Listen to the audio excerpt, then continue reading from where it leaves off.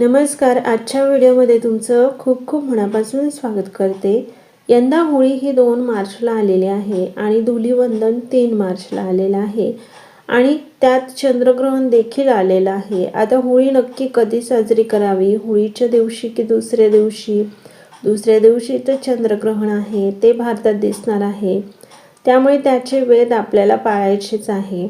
त्याचप्रमाणे वेध कधी लागणार आहे, मध्य कधी, ग्रहण संपणार कधी, त्याचप्रमाणे याचे नियम कसे पाळावे, गर्भवती महिलांनी, आजारी व्यक्तींनी, लहान मुलांनी याची कोणती काळजी घ्यायची, याची संपूर्ण माहिती तुम्हाला या व्हिडिओमध्ये मिळून जाणार आहे. त्यासाठी व्हिडिओ शेवटपर्यंत नक्की बघा आणि व्हिडिओ आवडल्यास व्हिडिओला लाईक करत जा आणि चॅनलवर तुम्ही नवीन असाल तर चॅनलला सबस्क्राईब करा, कारण सबस्क्राईब हे फ्री आहे.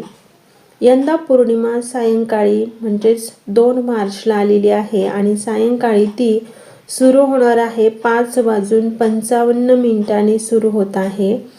समाप्ती 3 मार्चला सायंकाळी 5:07 संपणार आहे. आता होळी कधी पेटवायची आहे ते बघूया. 2 मार्चला सोमवार आलेला आहे आणि त्या दिवशी होळी आपल्याला साजरी करायची आहे. आता होळी ही उदय तिथीनुसार मंगळवारी का साजरी करणार नाही, तर बघा 3 मार्चला ग्रस्तोदी चंद्रग्रहण आहे. हे चंद्रग्रहण भारतातून दिसणार आहे, म्हणून त्याचे नियम आपल्याला पाळायचेच आहे. 3 मार्च रोजी प्रदोष काळ सुरू होण्यापूर्वीच हुताशनी पौर्णिमेची तिथी समाप्त होत आहे, म्हणून धर्मसिंधू या ग्रंथामधील वचनाप्रमाणे होलिका दहन आपल्याला 2 मार्चला करायचं आहे. आता होलिका दहनाला चंद्रग्रहणाचा कोणताही अडथळा येणार नाही, हे क्लिअर झालेलं आहे. धुलीवंदनाच्या दिवशी चंद्रग्रहण आलेले आहे आणि चंद्रग्रहणाचा होळीशी संबंध नाही हे तुम्हाला समजलंच असेल. चंद्रग्रहण भारतात दिसणार आहे, त्यामुळे त्याचे जे नियम आहे ते आपल्याला पाळायचे आहे.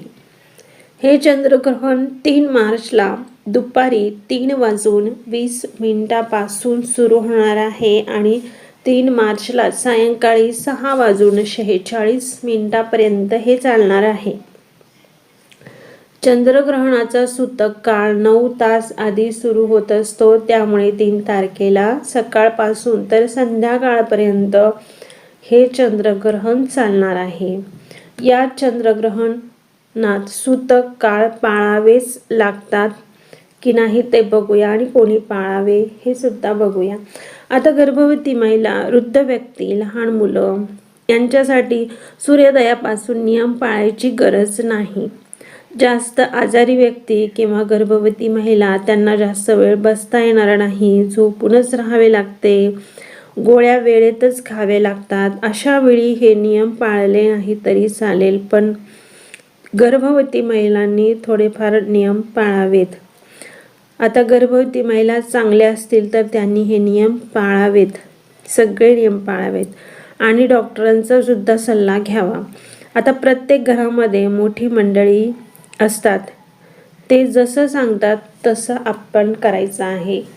आता गर्भवती महिलांनी काय करायचं आहे ते मी तुम्हाला सांगते. ग्रहण काळात तुम्ही टॉयलेटला जाऊ शकता, कारण हे नैसर्गिक आहे, ते नाही केलं तर प्रॉब्लेम येऊ शकतो, त्यामुळे तुम्ही टॉयलेटला गेलात तरीही चालेल. फक्त पायाची आडी घालून बसू नका, चाकू हातामध्ये घेऊ नका, त्याने तुम्हाला कापायचं सुद्धा नाही आहे, धारदार वस्तू हातात घेऊ नका, वेणी घालू नका, केस विंचरायचे नाही आहेत, ग्रहण बघायचं नाही आहे. जी वेणी असेल तुमची तर केस सोडून बसायचं आहे. मोबाईल, जे ग्रहण आहे ते तुम्हाला बघायचं नाही आहे, मोबाईलवरती किंवा टी व्हीवरती सुद्धा बघायचं नाही आणि बाहेरसुद्धा यायचं नाही आहे.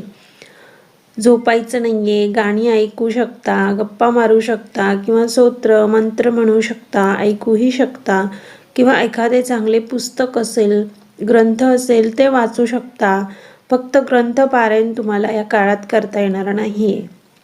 ग्रहणाचा स्पर्श दुपारी 9 मार्चला दुपारी 3:20 सुरू होईल आणि ग्रहणाचा मोक्ष सायंकाळी 6:46 असणार आहे आणि पुण्यकाळ 6:20 तर 6:46 असणार आहे. तर या काळामध्ये गर्भवती महिलांनी हे नियम पाळावेत.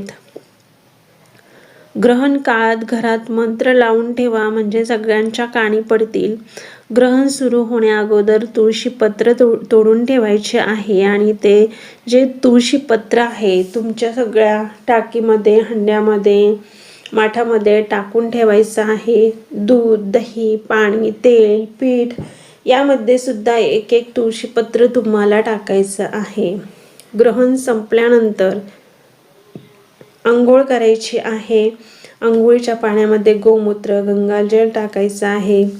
अंघोळ झाल्यानंतर पूर्ण घर स्वच्छ करायचं आहे, पुसून घ्यायचं आहे, देवपूजा करायची आहे आणि त्यानंतर तुम्ही जेवण करू शकता. तर अशा पद्धतीने तुम्हाला हे जे नियम आहे ते पाळायचं आहे.